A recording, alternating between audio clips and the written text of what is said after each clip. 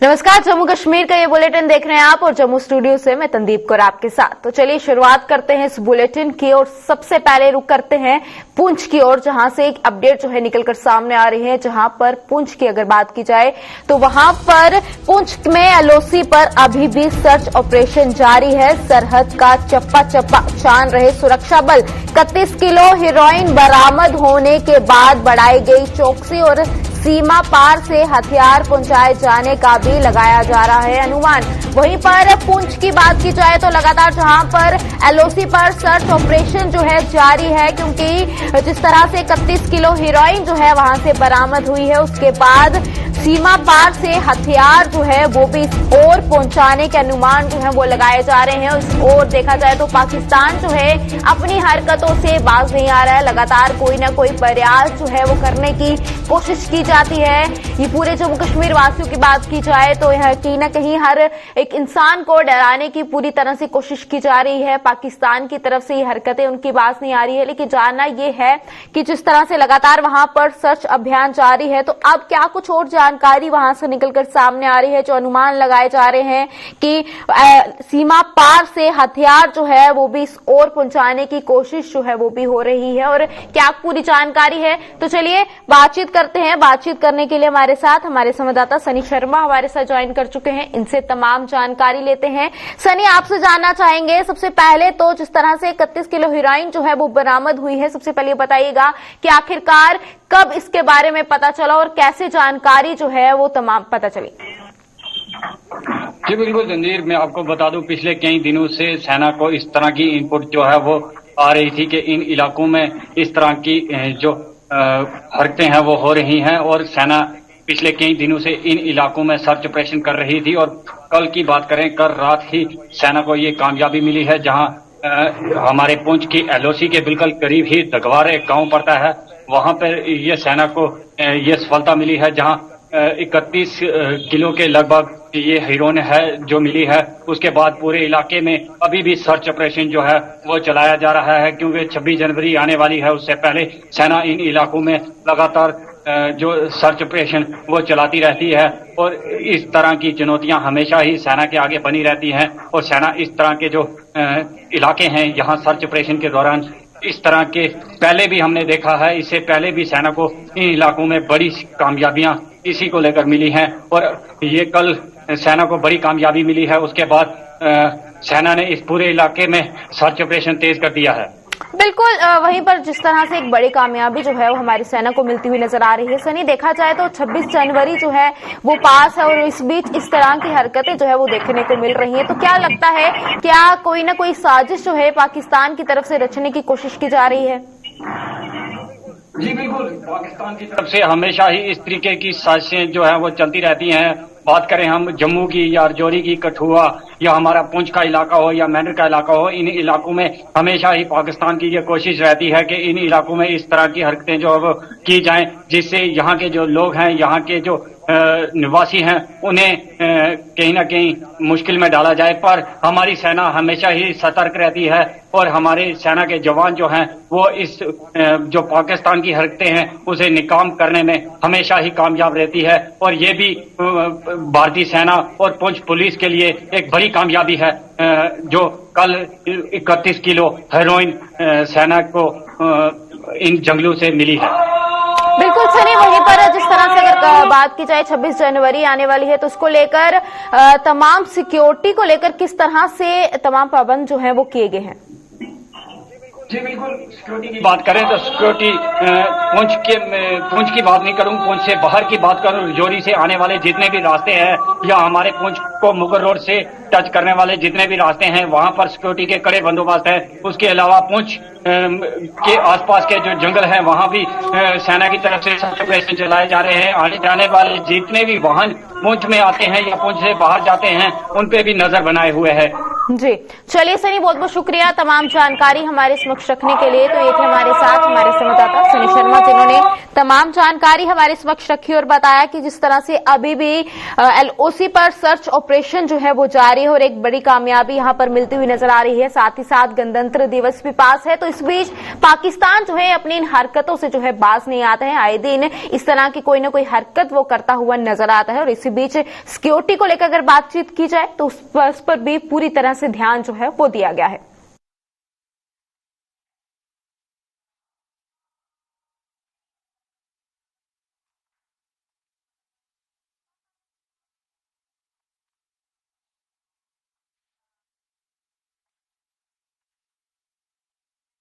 चलिए इसी के साथ अब अगली खबर की ओर रुक कर चलते हैं। बातचीत करेंगे तमाम रिस्ट्रिक्शंस को लेकर। जी हां, वीकेंड लॉकडाउन जो है उसमें के समय में जिस तरह से बदलाव आया है उसको लेकर क्या कुछ पूरी जानकारी जो है वो निकलकर सामने आ रही है। तो आपको बताते चलें, जहां पर आज दोपहर 2 बजे से पाबंदियों के फैसले पर विवाद जो है वो होगा और वहीं पर व्यापारी वर्ग ने प्रशासन के आदेश पर सवाल उठाए हैं।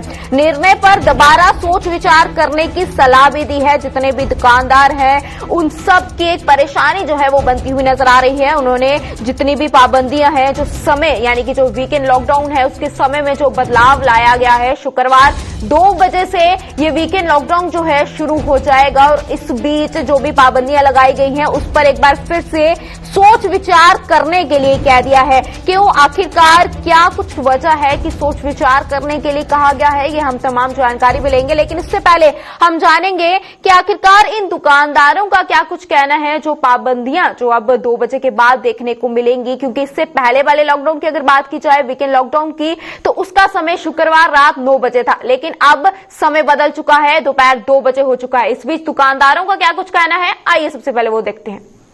इसके तो यही कहूंगा कि जैसे ये केसेस बढ़ रहे हैं तो उसके हिसाब से लॉकडाउन लगना चाहिए। मगर मैं चाहता था कि जैसे शुक्रवार के दिन इन्होंने 2 बजे लगाया, ये शुक्रवार के दिन रात के 9 बजे लगाते, जैसे शनि और एतवार वो था, तो सबसे बढ़िया, सबसे अच्छा था। क्योंकि यहाँ पर अभी माहौल बहुत खराब हो रहा है, कोरोना के केसेस बहुत आ रहे हैं। मैं गवर्नमेंट से यही चाहता हूँ कि लगाए, ऐसी बात नहीं है, मगर शाम को लगाए, क्योंकि इस टाइम दुकानदारी भी काम जीरो हो रहा है। क्योंकि हमें दुकान भी देखनी है और कोरोना को भी देखना है, हर लिहाज से गवर्नमेंट ने भी देखना, सब कुछ देखना। बाकी जैसे गवर्नमेंट चाहेगी, मैं गवर्नमेंट के साथ हूँ, ऐसी बात को। लेकिन एडमिनिस्ट्रेशन को ये चीजें ध्यान में रखनी चाहिए कि इकोनॉमिक पोजीशन हमारी स्टेट की क्या है। पहले पिछले दिनों अगर आप देखें तो जम्मू के अंदर जो लोग आते थे वो आते थे पंजाब से। किसान आंदोलन के कारण ट्रेनें बंद रही। उसके बाद एक ऐसी घटना घट गई माता वैष्णो देवी भवन पर, वो भी एक दुखदायी घटना घटी। उसके बाद यहाँ लॉकडाउन का सिस्टम, कोरोना का ज्यादा प्रकोप पड़ गया। इन चीजों के मद्देनजर रखते हुए जम्मू की इकोनॉमिक पोजीशन को भी देखिए और लोगों की जिंदगियों को भी देखिए, और आपने ही बचाना है, ये एडमिनिस्ट्रेशन का ही काम है।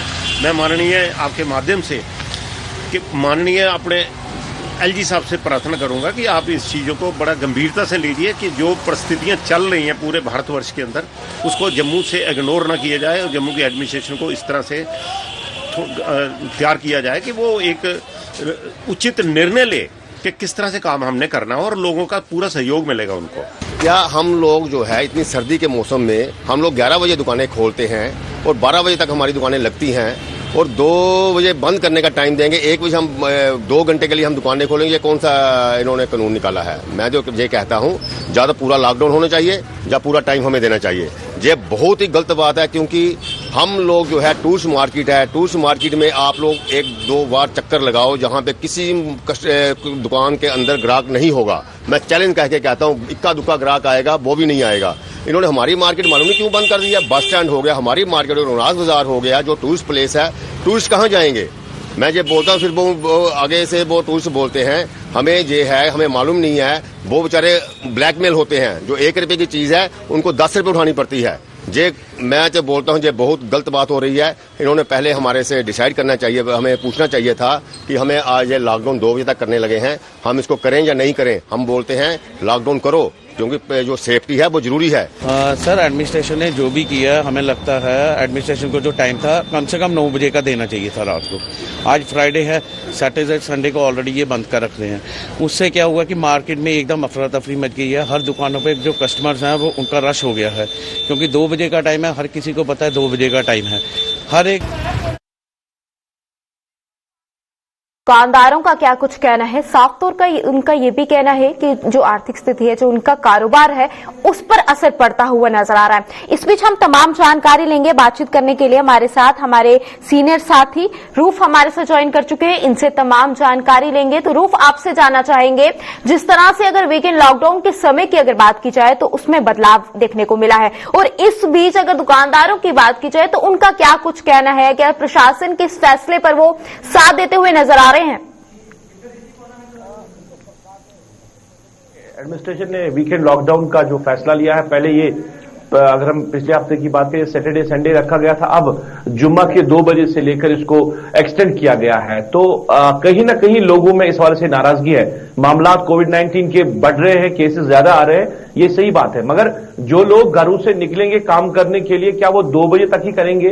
क्या मजदूर 2 बजे तक ही जाएगा और फिर वो कैसे वापस आ सकता है? क्या उसको लॉकडाउन में वापस नहीं आना पड़ेगा? क्या उसको अलाउ किया जाएगा फिर निकलने के लिए? क्या ट्रांसपोर्ट को अलाउ किया जाएगा? ये सारी चीजें देखने वाली थी। और यहां पे ज्यादातर लोग इस तरह बात कर रहे हैं क्योंकि जुम्मा है और जुम्मा की नमाज के लिए क्या सरकार ने ये जो है लॉकडाउन चलाया कि अब जुम्मा की नमाज को अलाउ नहीं किया जाएगा, ये भी इस तरह भी लोग बातें कर रहे हैं। मगर सही मानों में अगर बात करें तो लोगों की बात करना जेन्युइन है, क्योंकि जो लोग सुबह घरों से निकले हैं काम करने के लिए, चाहे मुलाजिम हो, चाहे मजदूर हो, दुकानदार हो, रेडी वाला हो, कोई भी हो, वो निकलेगा। क्या 2 बजे के बाद उसको ट्रांसपोर्ट मिलेगा घर जाने के लिए? क्या वो लॉकडाउन में ही घर पहुंच पाएगा? ये सारी चीजें इंतजामिया को सोचनी चाहिए थी। अगर लॉकडाउन करना था या तो सुबह से ही करना था, 3 दिन के हफ्ते में 3 दिन को लॉकडाउन रखना चाहिए था, क्योंकि लोग भी घरों से नहीं निकलते, लोग भी मजबूर नहीं होते और फिर उनको भी परेशानियों का सामना नहीं करना पड़ता। ये लोग जो है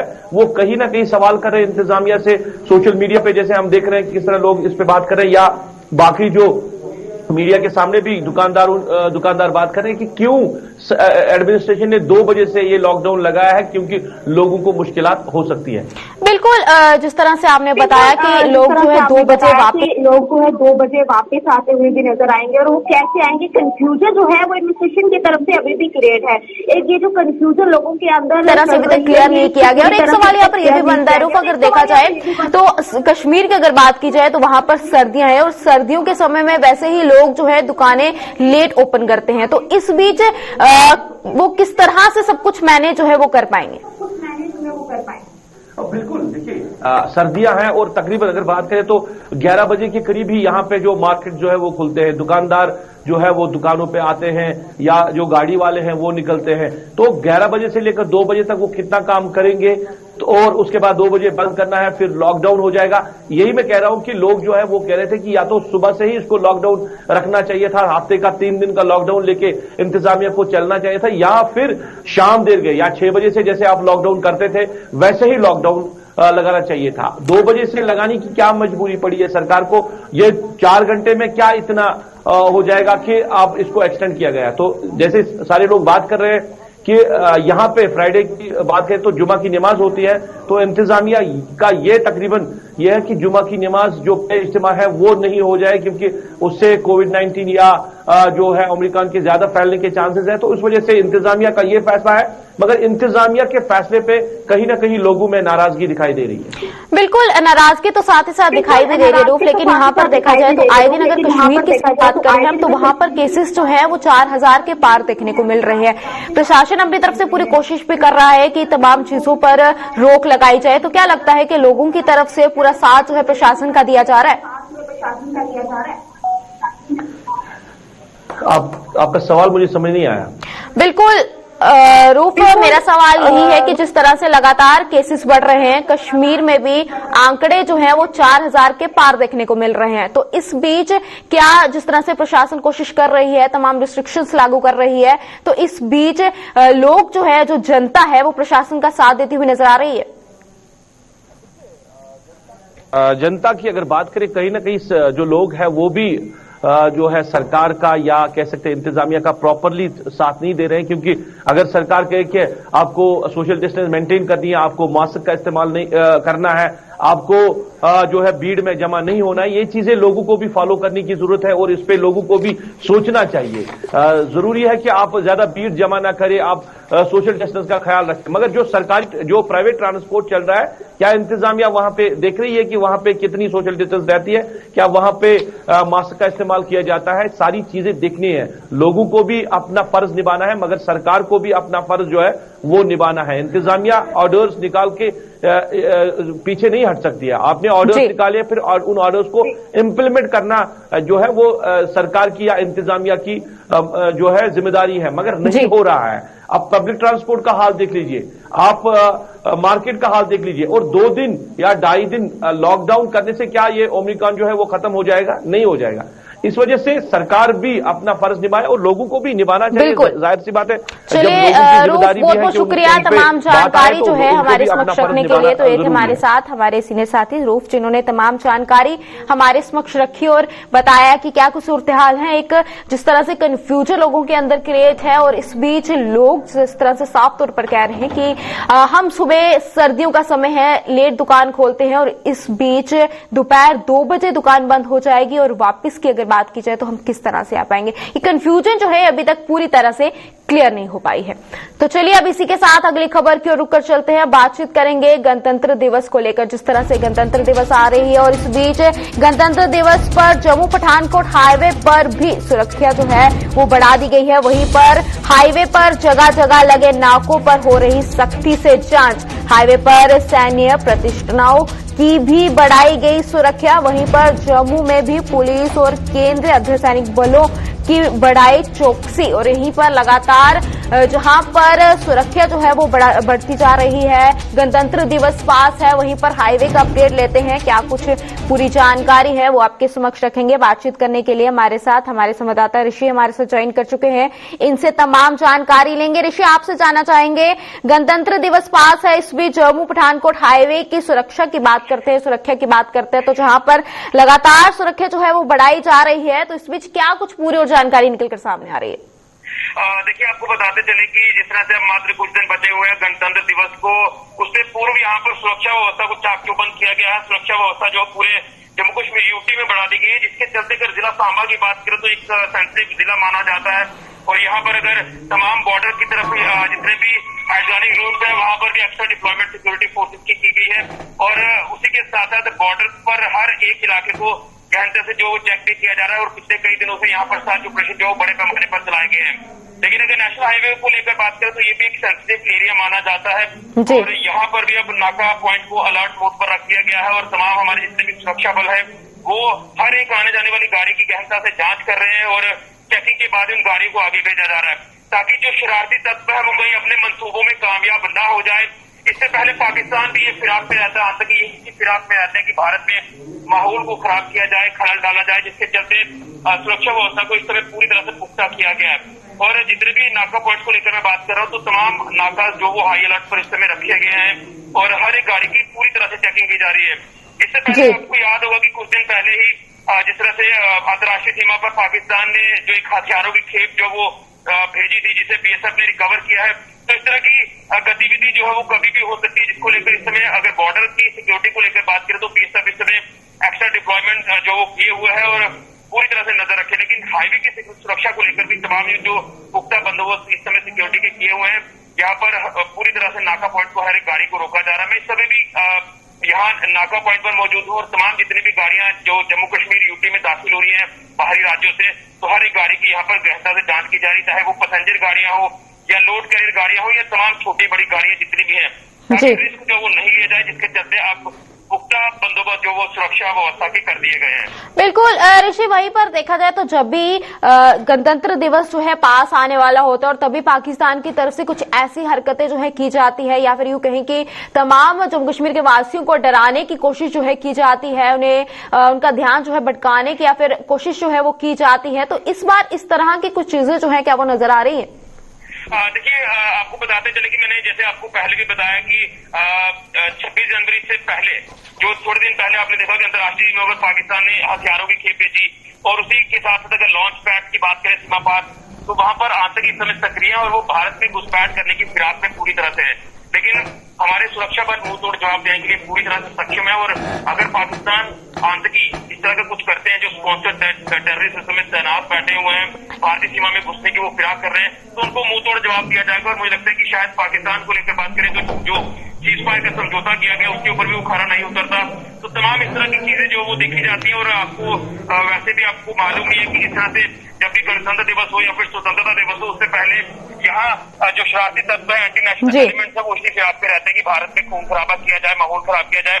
इसके चलते अब पैनी नजर सुरक्षा बलों ने पूरी हरकतों पर रखी है। और अगर इस तरह का कोई प्रयास होता है तो हमारे जो सुरक्षा बल है ये मुंह तोड़ जवाब देने के लिए पूरी तरह से सक्षम है। जी बिल्कुल ऋषि, चलिए बहुत बहुत शुक्रिया तमाम जानकारी हमारे समक्ष रखने के लिए। तो ये थे हमारे साथ हमारे संवाददाता ऋषि खजूरिया, जिन्होंने तमाम जानकारी हमारे समक्ष रखी और बताया कि किस तरह से हमारे सुरक्षा बलों की अगर बात की जाए तो किस तरह से सख्ती जो है यहाँ पर बरतते हुए नजर आ रहे हैं। वो उन्होंने ये भी बताया कि वो इस वक्त फिलहाल नेशनल हाईवे पर ही मौजूद हैं। जम्मू पठानकोट हाईवे की बात की जाए तो यहाँ पर आने जाने हर एक व्यक्ति की जांच जो है की जा रही है। और आप तस्वीरें भी साफ तौर पर देख रहे हैं कि हर एक व्यक्ति को किस तरह से रोका जा रहा है, पूरी तरह से जांच की जा रही है, क्योंकि एक भी चूक जो है यहाँ पर नहीं की जा सकती।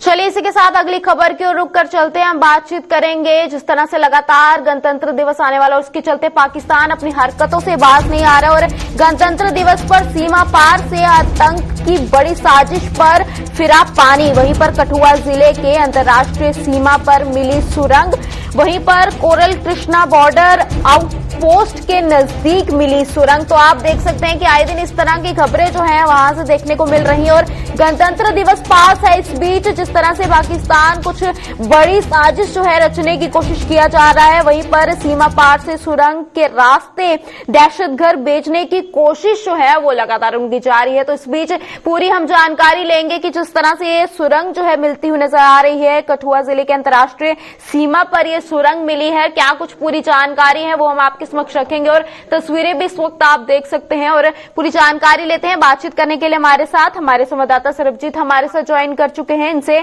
तमाम जानकारी लेंगे। सरबजीत, आपसे जानना चाहेंगे जिस तरह से कठुआ जिले के अंतर्राष्ट्रीय सीमा पर सुरंग मिली है, क्या कुछ पूरी जानकारी है, सबसे पहले ये बताइएगा। जी बिल्कुल, ये भारत पाकिस्तान अंतर्राष्ट्रीय सीमा पर हीरानगर सेक्टर की अगर बात करें तो यहाँ पर हर रोज रूटीन में यहाँ पर एक सर्च ऑपरेशन जो है ज्वाइंटली सीआरपीएफ और एसओजी द्वारा चलाया जाता है। और आज सर्च के दौरान ही एक संदिग्ध टनल जो है उसको यहाँ पर खोजा गया है। हालांकि सुरक्षा एजेंसियों ने इस बात की पुष्टि नहीं की है कि ये टनल ही है, लेकिन टनलनुमा एक गड्ढा जो है वो यहाँ पर मिला है, जिसके बाद पूरे इलाके में यहाँ पर अलर्ट जो है वो हो चुका है। और यहाँ पर सर्च ऑपरेशन जो है व्यापक स्तर पर चलाया जा रहा है। ये जवानों की अलर्टनेस का नतीजा है, बीएसएफ की अलर्टनेस का नतीजा है कि इस तरह की जो भी संदिग्ध जो टनल्स हैं वो यहाँ पर मिल रही हैं। हालांकि अभी तक पुष्टि नहीं हो पाई है कि ये टनल है। हालांकि सुरक्षा एजेंसियां जो है वो पूरे इलाके को खंगाल रही हैं और टनलनुमा जो यहाँ पर एक गड्ढा मिला है उसकी पूरी तह तक जांच जो है वो यहाँ पर शुरू कर दी गई है। बिल्कुल सरबजीत, इस तरह से आपने बताया कि अभी तक इसकी पूरी पुष्टि जो है वो नहीं हो पाई है। वहीं पर देखा जाए तो गणतंत्र दिवस पास है और आए दिन पाकिस्तान की तरफ से इस तरह की कोई ना कोई साजिश जो है वो की ही जाती है। और इस बीच क्या कोई और जानकारी निकलकर सामने आई है? क्या सुरंग के अलावा किसी और को भी यहाँ पर देखे जाने की कोई खबर सामने आई है? हाँ जी बिल्कुल संदीप, ये ऐसा इलाका है जो भारत पाकिस्तान सीमा हीरानगर सेक्टर का जो यहाँ पर पहले ही इन्फिल्ट्रेशन के प्रयास यहाँ पर जो है पाकिस्तान द्वारा जो आतंकी द्वारा करते यहाँ पर आए हैं। और तो दूसरी बड़ी बात यह है कि यहाँ पर 2 टनल्स जो है वो पहले भी हाल ही फिलहाल में यहाँ पर मिली हैं, जिसके बाद जिस तरह से आपने भी जिक्र किया कि गणतंत्र दिवस का एक त्योहार आ रहा है वो भी जिस तरह से वो खलल ना पड़े उसके लिए सुरक्षा एजेंसियां पूरी तरह चौकस है। हर रोज यहाँ पर रूटीन में एक सर्च ऑपरेशन चलाया जाता है, ज्वाइंटली सभी फोर्सेज यहाँ पर सर्च ऑपरेशन चलाती है। और उसी सर्च ऑपरेशन के दौरान ये एक संदिग्ध टनल यहाँ पर मिली है, जिसको लेकर अब पूरे इलाके में अलर्ट कर दिया है। जी चलिए सरबजीत, बहुत बहुत शुक्रिया तमाम जानकारी हमारे समक्ष रखने के लिए तो ये थे हमारे साथ हमारे संवाददाता सरबजीत सिंह, जिन्होंने तमाम जानकारी हमारे समक्ष रखी और बताया कि किस तरह से वहां पर एक टनल जो है वो मिला है, लेकिन फिलहाल उसकी अभी तक पूरी तरह से पुष्टि नहीं हो पाई है कि आखिरकार ये टनल ही है, क्योंकि अभी तक पूरे इलाके को जो है कॉर्डन कर लिया गया है। सर्च अभियान जो है वो जारी है।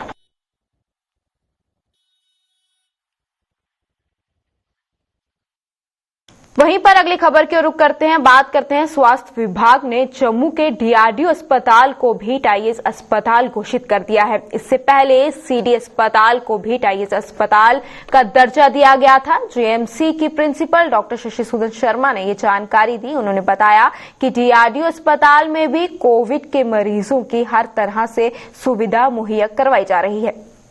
जीएमसी के सामने हमारा सीडी हॉस्पिटल है, जिधर 24/7 जो पहले हुआ करता था ट्रायज, हम किसी को भी कोई असुविधा ना हो वो ट्रायज हमने बंद नहीं किया, लेकिन हमारा एस्टेब्लिश्ड ट्रायज बहुत अच्छा अब डीआरडीओ हॉस्पिटल है, जो हर तरीके से मरीजों की तसल्ली भी करा रहा है और डेडिकेटेड हॉस्पिटल है। तो डीआरडीओ हमारा ट्रायज हॉस्पिटल है। लेकिन कोई मरीज अगर बिल्कुल इस तथ्य से अनभिज्ञ हो और आ जाता है जीएमसी में, तो हम बिल्कुल टाइम जाया नहीं करते, उसको रख लेते हैं यहाँ पे ही। लेकिन असूलन सबको डीआरडीओ में जाना चाहिए, और किसी वजह से कोई सीडी हॉस्पिटल आ जाता है तो उसको भी, और जीएमसी में भी ये सारे जो हमारे एरियाज है हमने एक्टिव रखे हुए हैं, ताकि कम से कम तकलीफ हो मरीजों को। बिल्कुल हर चीज अवेलेबल है, और सारी डाइट, सारी दवाइयाँ, खाना पीना सारा व्यवस्थित है, और अच्छे से हम इसकी निगरानी भी कर रहे हैं। चलिए, समय आ गया है अलविदा लेने का। जम्मू कश्मीर की इस बुलेटिन में फिलहाल इतना ही। मुझे दीजिएगा इजाजत। नमस्कार।